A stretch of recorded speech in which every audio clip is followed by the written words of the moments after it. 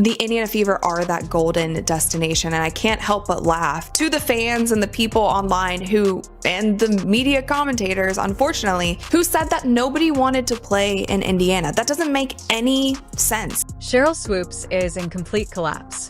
She stood up, puffed out her chest, and boldly stated that Caitlin Clark and the Indiana Fever wouldn't be able to draw in top free agents. Fast forward a few months, and here we are. The Indiana Fever just had one of the most successful free agency runs in league history, while Sheryl is left looking like a broken Magic 8-ball that keeps making incorrect predictions and frantically attempting to come up with a better one. Someone needs to check on her B. People in the Fever were like, y'all. That's not my point. There's a lot of other shit going on that players are like, this ain't where I want to be. Over there. Yeah. Yeah. Some new shit going on around there. It's a lot. Yeah. So you have players that are very significant on this Indiana Fever team that are like, I don't want to be here. This is where I want to be. Let's stand back for a moment. Indeed, Sheryl Swoopes is a Hall of Famer and a legend of the game, but lately she has been working overtime as a Caitlin Clark skeptic to promote awful theories. She publicly stated that the Fever wouldn't be able to sign elite players due to alleged locker room problems, but now that the contracts have been signed and the deals completed, and Indiana has assembled a formidable team, Sheryl is sitting on the sidelines attempting to pretend that she didn't just make another prediction error. Stephanie White came in and said, okay, hold up. Let me go to Indeed.com and Indeed get some free agents to come in here that want to play, that are accomplished, seasoned veterans. She did all that. Cheryl's been nowhere to be found. Sheryl got a lot of crow to eat, folks. Sheryl could be choking on crow right now. She need that Heimlich maneuver. If you see Sheryl Swoopes, tell her it's okay to come out and talk and say, man, you was wrong. It's okay. I can only speculate. Sheryl was looking through her phone, undoubtedly muttering, there's no way these players actually chose Indiana. But it did happen. Natasha Howard. When asked why she chose to sign with Indiana, Sydney Carlson, Asia Wilson's best friend, Dana Bonner, Sophie Cunningham, and the Fever didn't just win free agency, they dominated it. Yeah, I talked to Sydney Colson today. She said that Kelsey Mitchell was actually the first person she hit up because they built a bond here, playing AU for the last 3 years. She said she heard some good things about Caitlin Clark from her Aces teammate Kate Martin as well, so that made the decision easy. Oh, how ironic in particular. She stated that she wanted to play with Kelsey Mitchell, one of the players Swoopes had previously cut. And of course, she wanted to play with Caitlin Clark, the same Caitlin Clark that Sheryl boldly asserted would require years to get used to the WNBA years. While Clark is out here effortlessly dropping 40 pieces and Swoopes is aging worse than an unrefrigerated gallon of milk. 3 WNBA MVPs in your career. Would you consider each of those 3 seasons as dominant seasons for yourself? No. I can't. Bro, Sheryl Swoopes is willing to lie about her own career before she even admits that Caitlin is dominant. Hating Caitlin Clark has now turned into a professional sport, and Sheryl Swoopes is vying for the gold medal. In fact, she's most likely sweeping the podium with gold, silver, and bronze, while standing there sour-faced while the Fever celebrates yet another significant victory.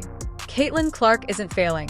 Rather, she's thriving, and the Fever are right there with her, disproving everyone's doubts, including Swoopes, that she won't make the transition to the WNBA. Tell that to Indiana, who is gathering great talent like they're assembling the Avengers.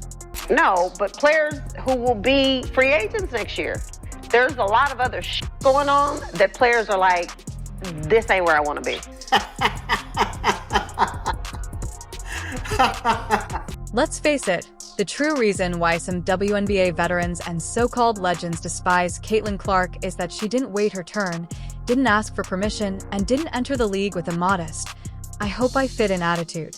Instead, she broke 62 records, embraced the fans, and single-handedly took women's basketball to previously unheard of heights, and that, burns them inside out. What it do, peeps? Sheryl Swoopes is been missing. Sheryl Swoopes is MIA. They got a APB out for Sheryl Swoopes. If you see Sheryl Swoopes, She did a lot of talking a few months ago about the Indiana Fever, the locker room environment, how people didn't want to play there, how people wanted to leave. What do people do? Sheryl Swoopes has not been seen. If you see Sheryl Swoopes, she talked a lot a few months ago about Indiana Fever, the locker room atmosphere, and how players didn't want to play there and wanted to leave. She is MIA, and they have an APB out for her.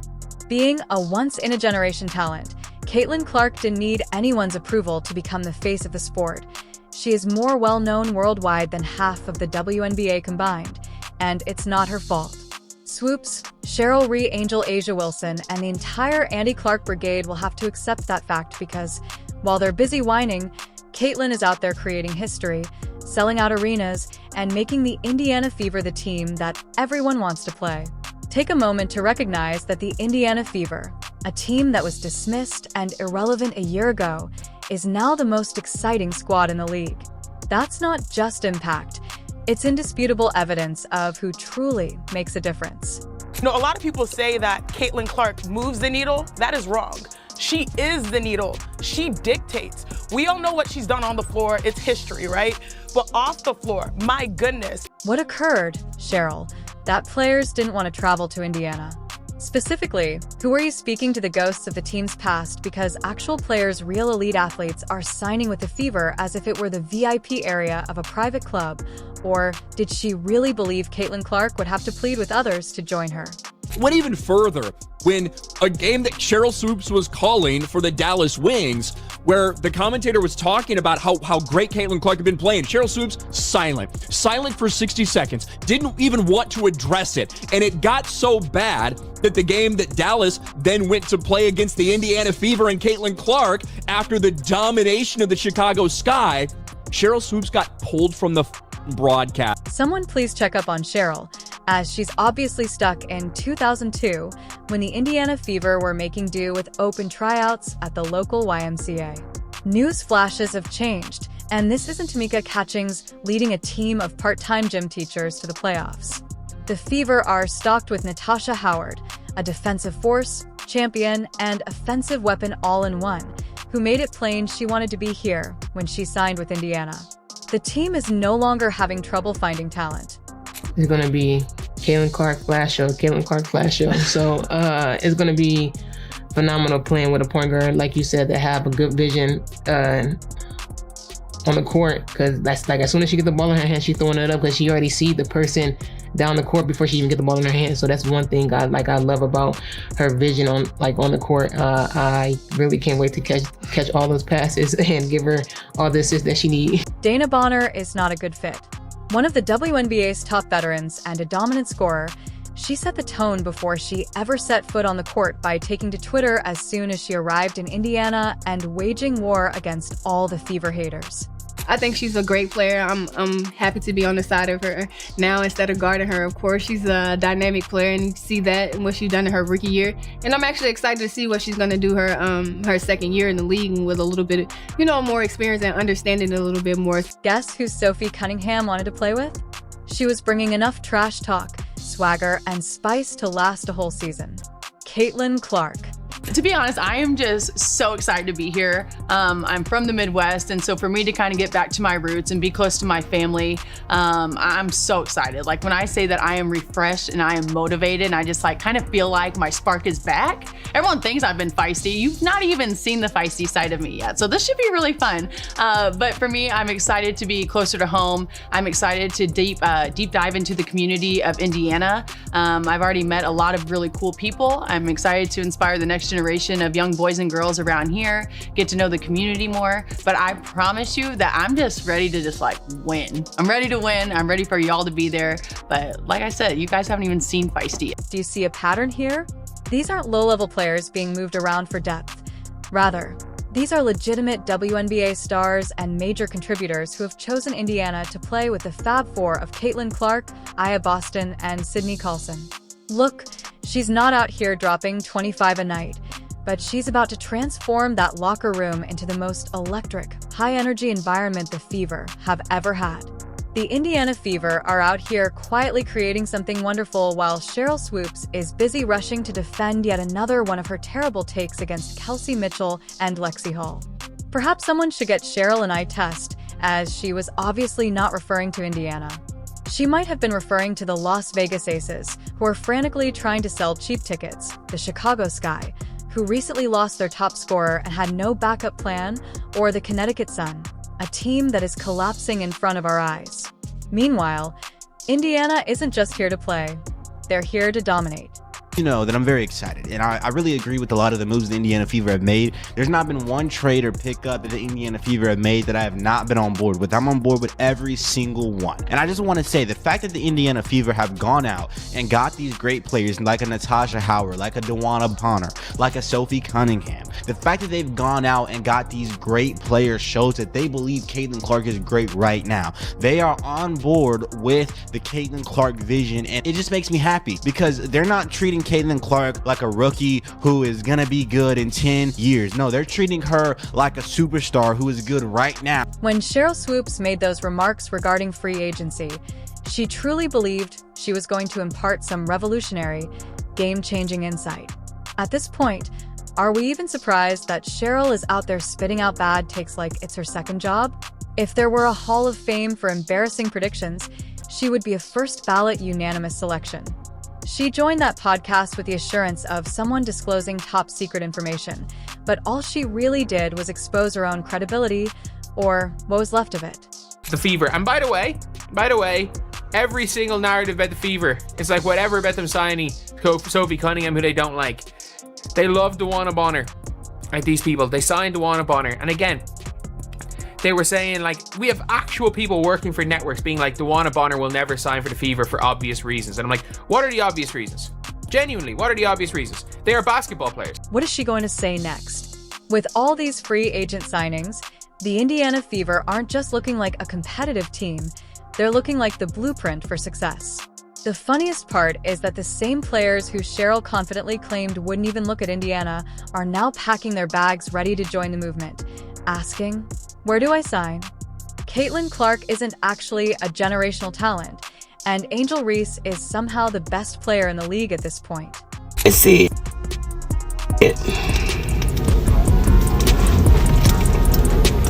I'm really trying here not to crash out, okay?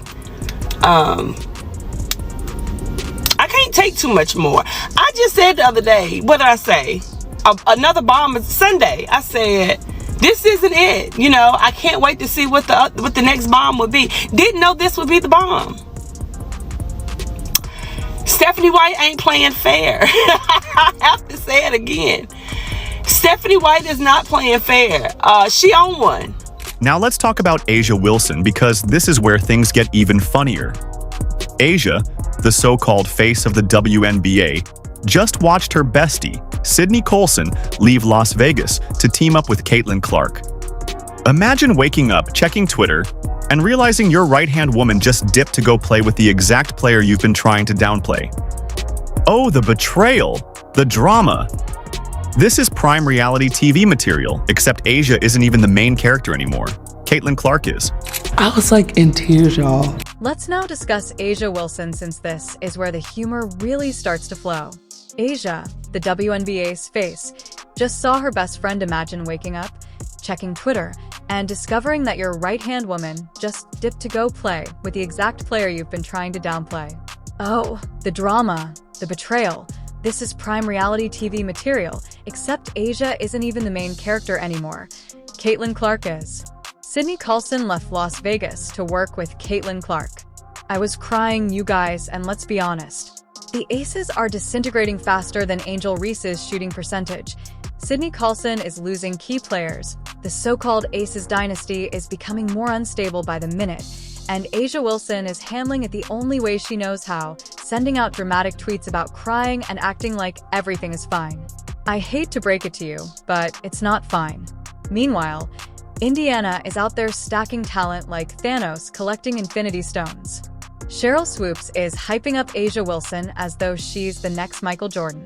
Jordan is beginning to sound desperate. Cheryl is stuck in the past, still trying to convince herself that Caitlin Clark isn't a game changer.